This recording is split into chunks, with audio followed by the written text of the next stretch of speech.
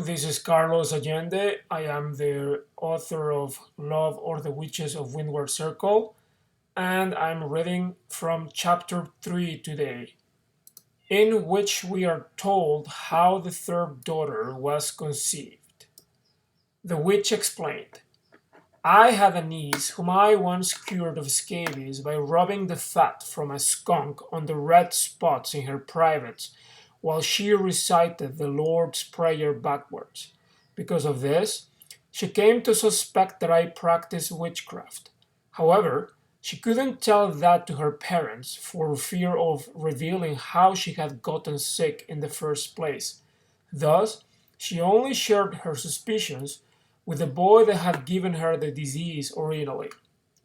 This was a putty faced, 15-year-old lad with long limbs that made him resemble a walking windmill, a pointed chin, the fever of a dog, and apparently the brains of one, for he decided to visit my home not to get rid of his itch, but to request a magical misdeed. What the boy wanted was a hand of glory, a lamp made from the amputated hand of a man hanged for stealing, whose purpose is not to disperse the shadows in a room well lit, but to immobilize people and unlock any door the porter came across. What could he do with such a thing? Spy on young ladies when they took a bath? Steal the wallets from their husbands? The boy had learned of the five-finger candelabrum from a carney, and thought that if I were indeed a witch, I would be able to make such a lamp for him if he provided the material. Coincidentally, a close relative of the boy had just died in a neighboring town, suspended by a rope for thieving cattle. Considering that a dead person needs not two hands to rest in peace, especially if one can be reused as a master key, he chopped one of the mitts from the body.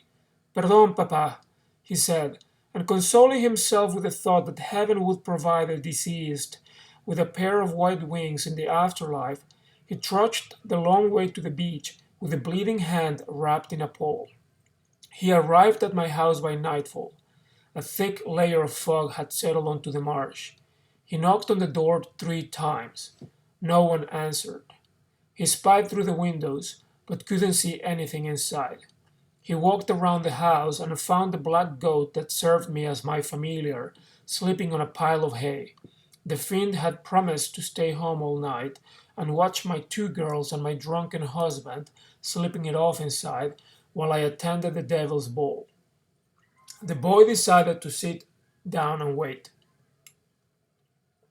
To pass the time, he started throwing rocks at the goat. The beast wouldn't move.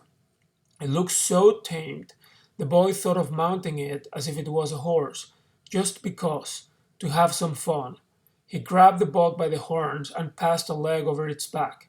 All of a sudden, he found himself traveling through the air, faster than a bullet, high above the clouds, high and high above, until he and the goat landed thousands of miles away on top of a hill where the master of all badness presided over an infernal ball, seated on a wooden stool 13 feet in height. That night was Halloween, and hundreds of bare-breasted women danced around the devil, singing horrors to his evilness, spitting on the Christian cross and celebrating mayhem and mischief as others celebrate friendship and love in May, while double the number of spirits flap their wings above them. Such a vision would have scared the bravest soldier on this earth, but to the boy, an orphan used to sleeping in stables, with no better place to go than jail, the smell of roasted pork, a child being broiled alive on a stick, he'd reckon later, the abundance of wine and liquor, the beating of the drums, the crying, the howling, the stomps, and the vision of half-naked women running around the throne, some on all fours, pointing their bottoms up, some walking backwards, like a crab, arching their backs to the ground, sweeping the ground with their hair and thrusting their hips upwards. The vision of all this convinced the boy that the place he landed in couldn't be such a bad place after all, and he joined the unclothed merriment in good spirits. He had been drinking and dancing for a while when he saw me, at that moment surveying the ground for dandelions, my head bent down and my rear end pointing upwards. Feeling aroused, the boy approached me from behind.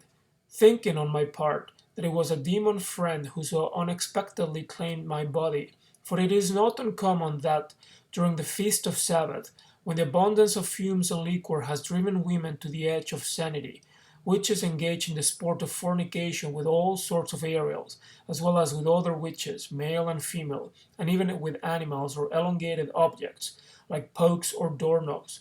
Thinking it couldn't be but a fiend, the one that courted me so unforeseenly, one with the noblest of intentions, for as mean as Satan worshippers are, they're never so inconsiderate as to make a witch a mother without her knowledge and permission.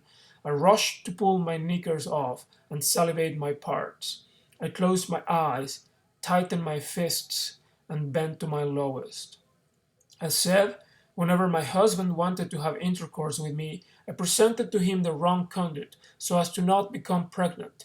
This time, however, thinking it was a fiend who poked me, I offered the attacker what a poet would have called my rose. I fear the cold, scaly member demons have, and how painful it can feel inside the anus. Yet, the thing that the boy stuck inside of me felt rather warm. It hurt much less than a demon's instrument. I became concerned. Why, I didn't know a woman's smell could be stronger than a dog's, the boy exclaimed aloud. Hearing this, I confirmed my suspicion. The one inside me was a mortal man. I tried to pull off, father, but the chap held me even tighter. He told me not to worry, that he would do as Judas saw on Anne and pull out at the last minute. I resisted at first. I said I didn't want to, but the rhythm was not unpleasant, rather appealing, and the music was wild, and the air was inviting, and I had drunk so much, I had smoked so much, I had danced so much, and I had suffered so much for so many years at the hands of a man that didn't love me, a man that battered me at the least provocation, a man that smashed my face against the wall should I dare to speak before I was spoken to, that I simply let go. I became expectant. That would have been it for the boy, but about a month later, before I realized I was with child, he got invited a second time to the Sabbath. So popular the ardor of a 15-year-old lad can be among certain women. He mounted the goat again and flew across the space, high and high above, to land on top of the hill of sin and idolatry, in the middle of a party to mischief, and clumsily as he could walk with his trousers to his knees, he chased witch after witch, hag after hag, promising to please them all with his teenage vitality. He made a trip like that once more, on the 11th night after Christmas, and after that he stopped. He had a rather fertile disposition, and not one but four of us had become pregnant, and so much in trouble were we now, one being the niece of a bishop, the second the servant of a devoted clergyman, the third the sister of a cardinal, and the fourth your humble servant, father, an active member of my parish, who wanted no more cheeky, impertinent gamins to make my life more difficult. So heavily in disgrace were we, that we decided to punish the felon, causing his parts with a disease so bad that he would feel no desire to be without a woman ever again.